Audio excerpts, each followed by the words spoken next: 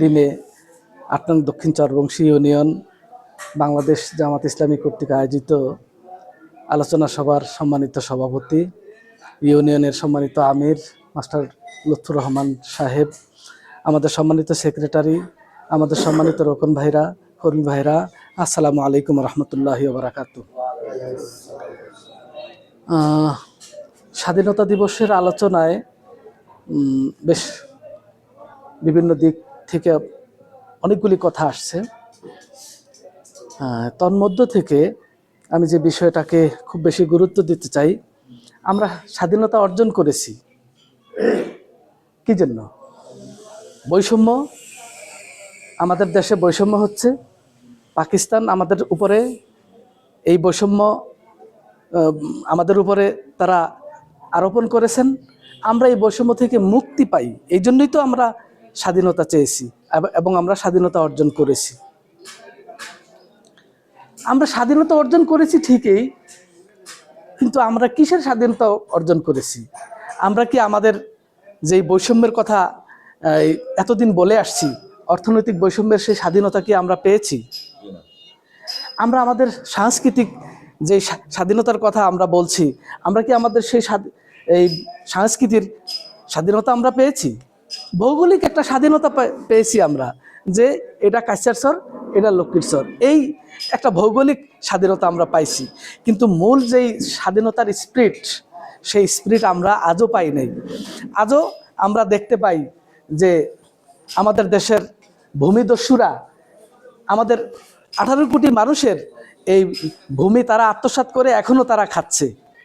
এটা আমরা আমাদের 8 নম্বরেই দেখছি। তাহলে আমরা কি স্বাধীনতা অর্জন করলাম? আমরা দেখতে পাচ্ছি যে আমাদের এই এলাকার বিভিন্ন খাল, নদী, নালা এগুলি একটা গ্রুপ খাচ্ছে। তো আমরা কি স্বাধীনতা অর্জন করেছি? আমরা এখনো যখন ইসলামী মূল্যবোধের কথা বলি, তখন তারা আমাদের উপর ঝাঁপায়ে পড়ে যে না, তোমরা এখানে এটা করতে পারবা না, এখানে সেটা করতে পারবা না। তাহলে আমরা কি স্বাধীনতা অর্জন করলাম? আমরা স্বাধীনতা অর্জন করতে পারি নাই। যে আমাদের বাক স্বাধীনতা তারা হরণ করেছে, সবচাইতে বেশি বাক স্বাধীনতা আজকে 17 বছর পর্যন্ত আমাদের বাক স্বাধীনতা তারা রুদ্ধ করে রেখেছে। আমরা কোনো কথা বলতে পারি নাই। আমরা পারি নাই নিজেদের কথা বলতে, আমরা পারি নাই কোরআনের কথা বলতে, আমরা পারি নাই হাদিসের কথা বলতে, আমরা পারি নাই মানুষের মুক্তির কথা বলতে, আমরা পারি নাই। যখনই আমরা এই কথাগুলি বলতে যেতাম, তখনই আমাদেরকে ধরে তারা, আমার এক ভাই বললেন, আয়নাঘরে ঢুকিয়ে দিয়েছিল। যখনই আমরা এই কথাগুলি বলেছিলাম, তখন আমাদেরকে বিভিন্ন মামলায় 200, 100, 61 দিন, 68 দিন পর্যন্ত তারা আমাদেরকে এই রিমান্ডে নিয়ে আমাদের ভাইদেরকে এইভাবে নির্যাতন করেছে। তো তাইলে আমরা কিসের স্বাধীনতা অর্জন করলাম?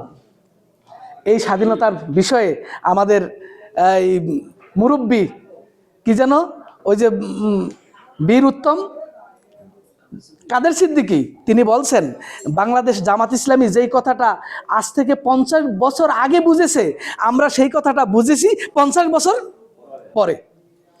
তাহলে মূলত আমরা যেই অঞ্চলে স্বাধীনতা পেয়েছি, ভারত আমাদের থেকে লুটে পুটে আমাদের সব স্বাধীনতাকে তারা বলণ্ঠিত করে তাদের দেশে সব কিছু পাচার করে নিয়ে গেছে।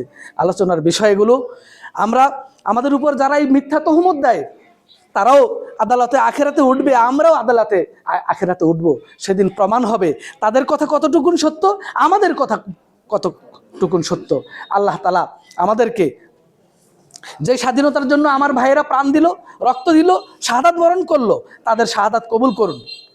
আর আমরা যারা স্বাধীনতার এখন স্বাদ ভোগ করছি, আমরা যেন সত্যিকার অর্থে যে স্বাধীনতার স্পিরিট ছিল, সেই স্বাধীনতা অর্জন করতে পারি। আর এই স্বাধীনতাকে বুকে ধারণ করেই বাংলাদেশ জামাত ইসলামী আগামী দিনে এই দেশে যেন মূল স্বাধীনতার স্পিরিট বাস্তবায়ন করতে পারে, আল্লাহর কাছে তৌফিক কামনা করে আমি আমার কথা শেষ করছি। ওয়া মা তৌফিক ইল্লা বিল্লাহ।